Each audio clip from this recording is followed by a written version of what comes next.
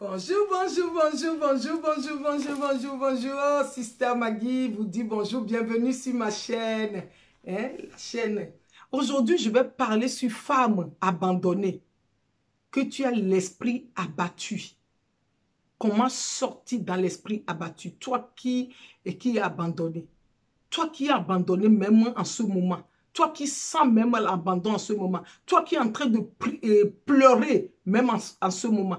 Toi qui étais abandonné même de ton enfance. Toi qui es l'esprit abattu, l'esprit abandon. Comment sortir dedans? Comment sortir pour dominer? C'est mon témoignage que je vais partager avec toi, avec nous aujourd'hui. Et pour dire, j'étais dans cet état d'esprit. L'esprit abandonné, l'esprit abattu dans la vie de couple. Aujourd'hui, on voit les femmes abandonnées. On voit beaucoup de femmes qui sont abandonnées. On voit beaucoup de femmes qui ont l'esprit abattu. On voit des couples abattus. On voit des femmes qui cherchent des hommes, qui se sentent seules avec des enfants. Oh, on voit des femmes qui vivent en couple, mais qui ne sont pas épanouies dans leur couple. C'est ça que nous allons discuter ensemble aujourd'hui. Voilà. Mais avant, vous savez, hein, Sister Maggie, c'est la danse.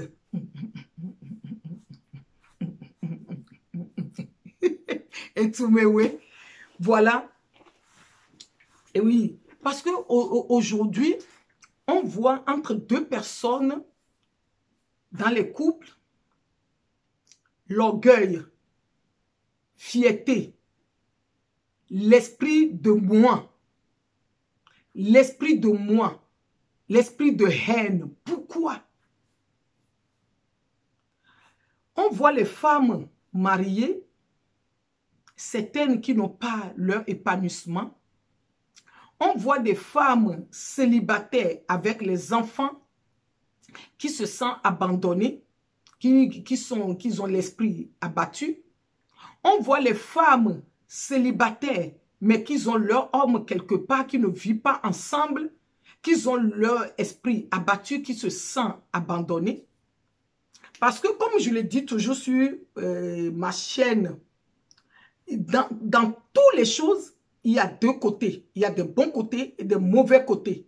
Ce que je viens de citer, il y a aussi son contraire que les gens sont épanouis, qui sont bien. Mais je parle de mauvais côté aujourd'hui. Les gens qui vivent cette situation, mariés, célibataires avec enfants, ou bien célibataires avec enfants, mais le mari ne vit pas avec eux, mais qui sont abattus, qui sont abandonnés, ou bien jeunes filles qui, elle se sent abattue, elle n'arrive pas à trouver son futur mari. Elle a l'esprit abattu. Ou bien quelqu'un que dans sa jeunesse, elle était abattue, abandonnée par tes parents, abandonnée au foyer, abandonnée dans la rue.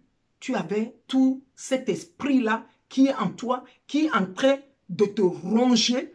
Et chaque fois que tu vas parler, tu parles avec l'accusation. Ça veut dire que tu es devenue une accusatrice. Oui, un jour, ça m'avait arrivé. J'étais passé par là. Parce que je dis, le coaching, c'est la réalité qu'on parle. Ça, c'est un autre sujet, je vais dire après. Mais aujourd'hui, j'ai pris un test dans l'Ésaïe 54. Pourquoi je le dis comme ça? Tu peux le lire. Tu peux le regarder parce que Dieu t'a fait la promesse là-bas. Cette promesse, si je vais le dire, ça veut dire que Dieu t'a créé.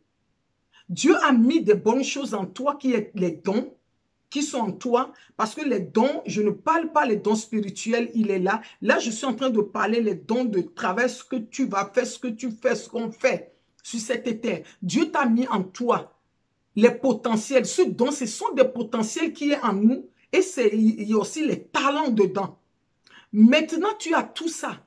Mais un jour, quelqu'un t'a fait croire que tu n'as pas tout ça en toi et ton esprit est abandonné, ton esprit est emprisonné. Ton esprit est focalisé sur le mal que la personne t'a fait, la rancune que la personne t'a fait, la méchanceté que la personne t'a fait. Soit le mari, il t'a tapé, ou bien il est en train de te taper, soit le mari est en train de te calomnier, soit le mari, il t'a rejeté, il a fait sortir ton affaire dehors, ou bien il t'a laissé pour aller prendre quelqu'un, il a abandonné les enfants, soit ton copain, ton futur mari, il a fait ça, soit ce sont tes parents qui l'ont fait, et tu es là dans cette amertume. Et toute ta vie, tu te dis, mais non, tu te sens abandonné. Mais Dieu qui est ton créateur t'a dit, non, je t'ai créé, je t'ai donné des dons, des potentiels. Il est en toi, il est en toi. Mais il est environné, enveloppé avec toute cette méchanceté, avec l'accusation qu'il est en train de faire. Tu ne vois pas ça en toi. C'est ça que je parle, et le livre d'Ésaïe a parlé ici.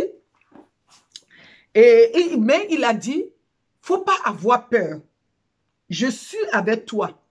Dans le texte aussi a dit, la honte de ta jeunesse, toi qui es stérile.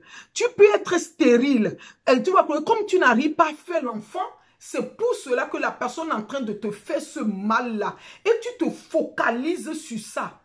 Mais le texte dit, agrandis ton tente. Ça veut dire que tu as des potentiels en toi. Femme, oui, tu te sens comme ton Dieu aussi t'a abandonné. Parce que quand l'homme t'a abandonné, tu dis, mais Dieu, tu es où? Dieu a dit non, je t'ai laissé vivre tout ça pour que tu puisses avoir le témoignage un jour. Pour que tu puisses avoir la force. Quand je vais revenir dans ta vie, tu vas avoir le courage pour encourager d'autres personnes. C'est ça que je suis en train de faire parce que j'avais passé tout ça. Mais un jour, Dieu a dit, non, ma fille, c'est bon maintenant. Tout ce que tu as traversé, je t'ai laissé de côté un moment donné, je t'ai regardé. Maintenant, je suis venu. Maintenant, je vais t'enlever pour que tu puisses encourager d'autres femmes. Que tu puisses motiver d'autres femmes. Oui, c'est ça. Maintenant, dans ta situation, toi, qu'est-ce que tu as traversé? Qu'est-ce que tu as vécu? Moi, ça m'avait arrivé. J'étais servante de Dieu. Mais, à un moment donné dans ma vie de couple n'allait pas bien. C'est une situation qui m'énervait tellement que je ne voulais même pas prier dessus. Mais je n'étais qu'une accusatrice. Parce que je dis c'est l'autre. C'est la faute de l'autre. Si mon entreprise ne fonctionne pas, c'est sa faute. Si les enfants, ils ont fait ça, c'est sa faute. Si je n'arrive pas à faire ça, c'est sa faute. C'est sa faute. C'est sa faute. C'est sa faute. J'étais là seulement dans l'insulte, insulter. Les gens me demandaient, les gens m'ont dit, mais tu es servant de Dieu, cherche la face de Dieu, prie. Mais je n'arrive pas à prier. Des fois, il y a des situations qui viennent. Tu n'arrives pas sur toutes les situations de la vie de couple qu'on voit aujourd'hui. Moi, je vois les couples qui m'appellent, qui vivent avec leur mari, les couples qui vivent tout seuls. Mari, voilà les hommes. Mais nous, quelle est notre part de responsabilité? Qu'est-ce que le Seigneur Dieu nous a confié de faire? Parce que je ne refuse pas, il y a beaucoup des hommes, des fois, quand tu attends l'histoire, tu vas dire waouh. Mais quelle est notre part de responsabilité? Moi, quand ça m'avait arrivé, je n'arrivais plus à prier sur la situation. Je me disais, ça ne vaut plus la peine de prier. Mais je faisais seulement accuser. Et qu'est-ce qui s'est passé? Un jour, j'étais chez moi, dans ma cuisine. Même, je me souviens en train de faire la vaisselle. C'est comme il y a quelqu'un qui s'est mis à côté de moi. La personne commençait à me parler. Je sentais dans mon cœur. La personne me disait, pour ta vie de couple, tu dois te guérir d'abord avant de prier pour l'autre. Quand j'ai écouté, je dis, oh là, pardon, Saint-Esprit, qu'est-ce que tu es en train de me dire? Et au même moment, j'avais senti une paix à l'intérieur de moi. J'avais senti, c'est comme quelqu'un a mis quelque chose en moi, la paix. Et je commence à me détendre. Je me suis mis à la prière, à prier, à programmer les choses sur ma vie, pas sur mon couple, pour connaître qui je suis, Et pour savoir où je vais, qu'est-ce que je dois faire, une fois que j'avais reçu la guérison totale dans mon cœur, mais je me suis dit maintenant, c'est bon, j'ai compris que maintenant, je peux dominer la situation. Maintenant, je ne suis plus dans l'accusation. Je n'accusais plus. Je suis plus à l'écoute. Je donne plus l'amour.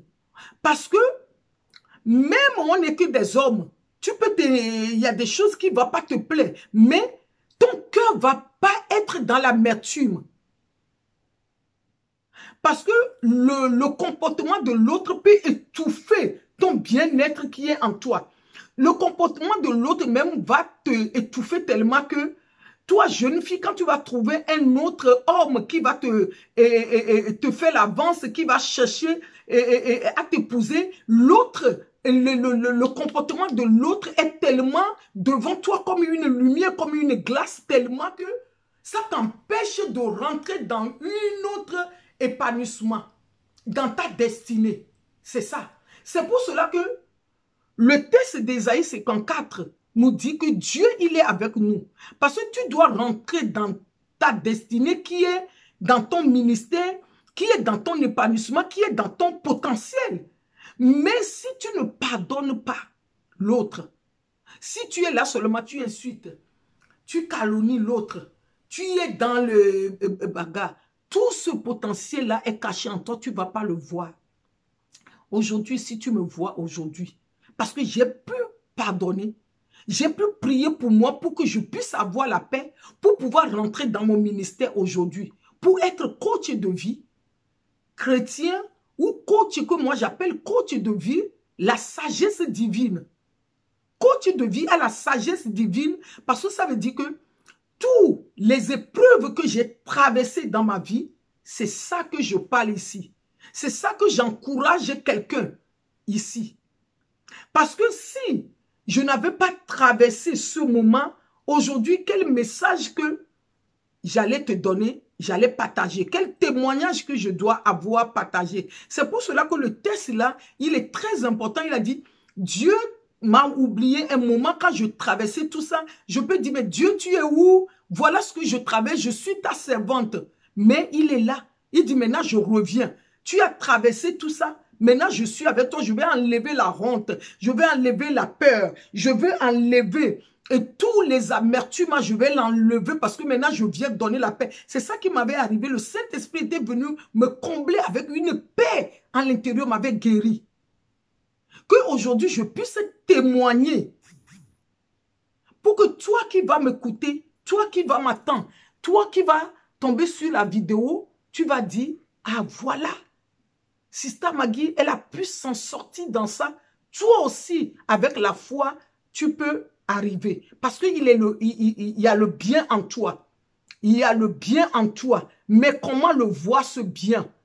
Comment être épanoui? Comment être belle? Parce que même quand tu es dans cette amertume, même ta beauté naturelle, même que Dieu t'a donnée, tu ne le vois même pas. Tu vas croire que c'est les autres qui sont plus belles que toi. C'est ça. Maintenant, avant de prier pour ton mariage, avant de prier pour ton mari, avant de prier pour ton futur mari, toi-même, tu dois prier pour toi, tu dois connaître toi, tu dois avoir la paix, tu dois avoir tout ça. Parce que quand tu vas rencontrer la personne, tu dois avoir ce courage en toi. Ici, c'est les femmes courageuses. Oui, voilà ce que je voulais partager avec nous aujourd'hui, avec toi aujourd'hui, avec tout le monde, pour dire, tu es unique, tu as quelque chose, courage à toi, qui est fort en toi. Et cette foi-là, on le garde. Et le texte nous montre que cela ne veut pas dire qu'il n'y a pas les épreuves. Oui, un homme va t'abandonner, un homme peut te frapper. Un homme, ce n'est pas bien de frapper les femmes. Les hommes qui frappent, c'est interdit. Mais un homme peut t'abandonner, un homme peut te laisser. Mais ton Dieu, lui, il ne te laissera jamais. Il ne t'a pas laissé, il ne t'a pas abandonné. Tu as des potentiels en toi. Sister Maggie, voilà mon foulard. Ok. À bientôt. Tu t'abonnes à ma chaîne Sister Maggie. La transformation, mon blog sistercoachmaggie.com. Et à bientôt.